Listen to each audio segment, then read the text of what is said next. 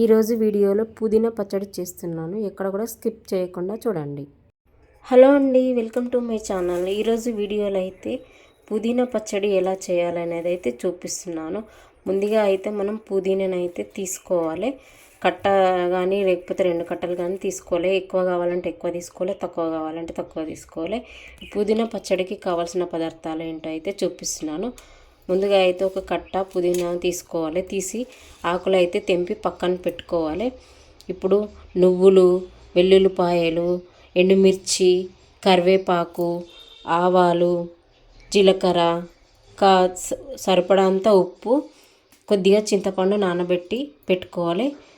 ధనియాలు కూడా వేసుకోవాలి. కాకపోతే నా దగ్గర ధనియాలు లేదు కాబట్టి ధనియా పొడి అయితే వేస్తాను. ఇప్పుడైతే ఈ తెంపి పెట్టిన పుదీనాను అయితే 2-3 సార్లు అయితే బాగా మంచిగా అయితే కడుక్కోవాలి. కడిగి అయితే పక్కన పెట్టుకోవాలి.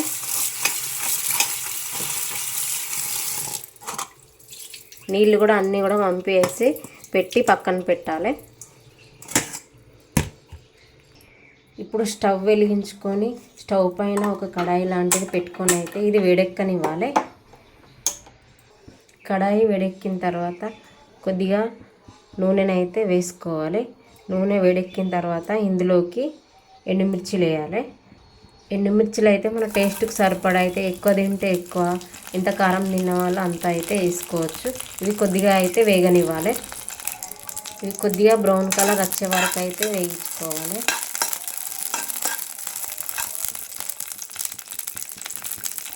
మనకు నోరుకు ఏది తినబుద్ధి కానప్పుడు అయితే ఇలా పచ్చడి చేసుకొని తింటే అయితే టేస్టీగా ఉంటుంది. నోరుకైతే ఇలా అయితే మీరు ఒకసారి చేసుకొని చూడండి. వేడివేడి అన్నంలోకి ఇది వేసుకొని తింటే చాలా బాగుంటుంది. మనకు జలుబు కానీ దగ్గు కానీ లేచినప్పుడు నోరు టేస్టీగా ఉండదు కదా, అప్పుడైతే ఇలా చేసుకుంటే బాగుంటుంది. బాగా సర్ది అవుతుంది కదా, సర్ది అయినప్పుడు అయితే వెల్లుల్లిపాయలు, మిరియాలు బాగా వేసి అయితే కారం అయితే వేసుకొని అయితే మిక్సీ పట్టుకొని తింటే, వెల్లుల్లి కారం తింటే తొందరగా జలుబు అనేది తగ్గుతుంది. మనం ఇంట్లోనే బయట ఏం టాబ్లెట్స్ వేసుకున్నది తొందరగా తగ్గుకోదు జలుబు అనేది. అలా చేసుకొని వేడివేడి అన్నంలోకి కారం వేసుకొని తింటే అయితే చాలా తొందరగా అయితే తగ్గుతుంది. ఇవైతే ఇప్పుడు వేగిపోయినాయి. ఇందులోకి కొద్దిగా మినపప్పు, ఇంతకుముందు చూపించాను కదా, ఇప్పుడు ఇందులోకి అయితే మినపప్పు అయితే వేసుకోవాలి. ఇవి కూడా కొద్దిగా వేగనివ్వాలి. ఇందులోకి ధనియాలు వేసుకోవాలి. నా దగ్గర ధనియాలు లేవు కాబట్టి పొడి అయితే వేసుకుంటా. ఇప్పుడు ఇవన్నీ కూడా వేగినాయి. ఒక గిన్నెలోకి అయితే తీసుకొని పక్కన పెట్టుకోవాలి.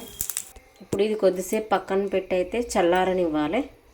ఇప్పుడు ఇదే కడాయిలోకి ఇంక కొద్దిగా నూనెను అయితే వేసుకొని ఇప్పుడు ఇందులో పుదీనా వేసుకోవాలి.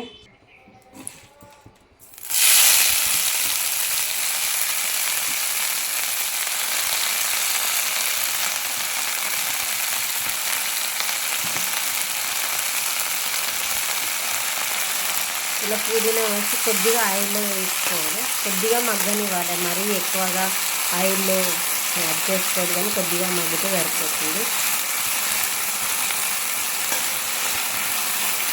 ఇలా వేసుకొని అయితే కలుపుకోవాలి.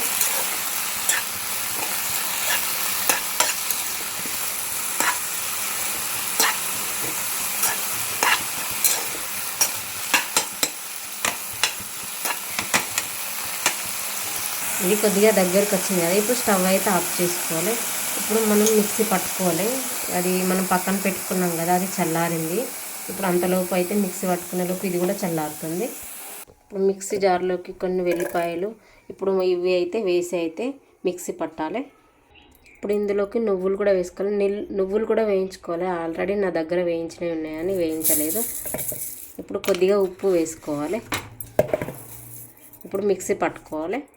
ఇప్పుడు ఇలా పేస్ట్ అయితే పట్టుకోవాలి. వీడియోలో కనిపిస్తున్నాయి. ఇప్పుడు ఇందులోకి పుదీనా వేసుకొని మిక్సీ పట్టాలి. చింతపండు కూడా వేసుకోవాలి. ఇప్పుడు చింతపండు పుదీనా వేసిన తర్వాత మిక్సీ పట్టుకోవాలి. మరి కాకపోతే కొద్దిగా వాటర్ వేసుకుంటూ అయితే పట్టాలి మిక్సీ.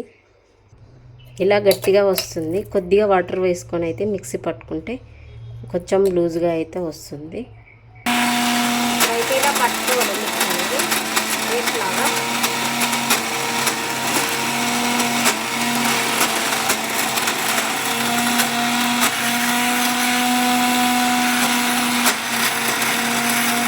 మిక్సీ పట్టిన తర్వాత అయితే ఇలా ఉంది.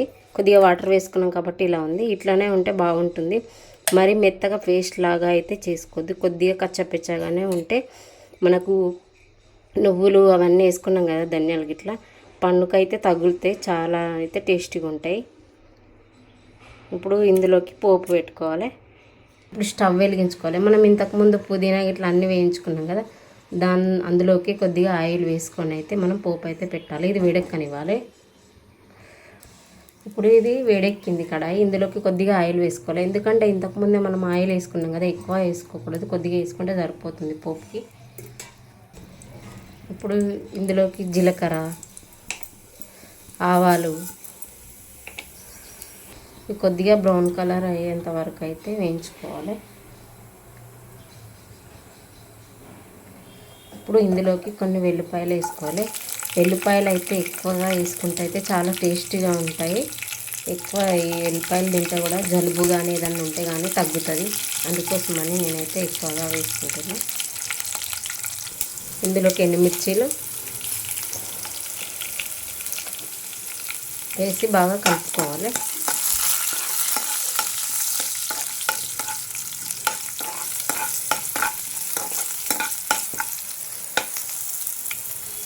ఇప్పుడు ఇవైతే వేగిపోయినాయి. ఇప్పుడు ఇందులోకి కరివేపాకు వేసుకోవాలి.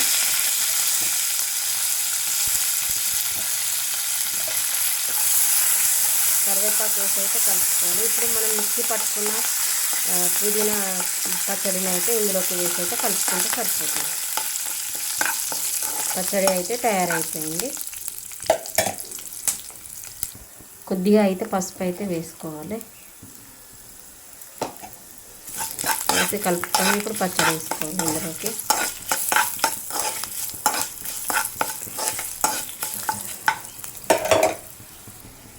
కొద్దిగా పచ్చడి వేసుకుంటూ కలుపుకోవాలి.